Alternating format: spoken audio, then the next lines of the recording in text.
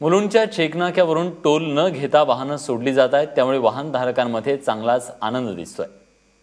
500 आणि 1000 रुपयांच्या नोटा आता नवीन येणार आहेत आणि त्याचे जे काही वेगवेगळे परिणाम आपल्याला बाहेर दिसत आहेत त्याच्यातला एक परिणाम आता तुमच्या सगळ्यांच्या समोर आहे, ते म्हणजे हा आहे मुलुंडचा टोल नाका। सकाळी साधारण 7:30-8 वाजल्यापासून ते 10 वाजेपर्यंत जबरदस्त ट्रॅफिक जॅमचा असलेला हा टोल नाका गेल्या काही दिवसांपासून मात्र अतिशय शांतपणे इथली सगळी रहदारी चालताना आपल्याला दिसते।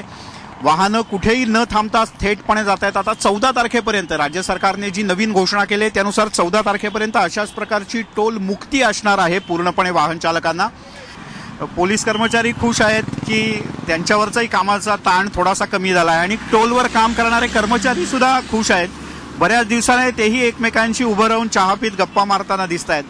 असं एक वेगळ्या प्रकारचं चित्र या नोटांच्या बंदीमुळे या मुलुंडच्या सगळ्यात जास्त ट्रॅफिक असलेल्या किंवा सगळ्यात जास्त प्रेशर असलेल्या या मुलुंडच्या टोल नाक्यावर आपल्याला दिसतं। कॅमेरामन विनय राजभरसह मिलिंद भागवत, ABP माझा, ठाणे।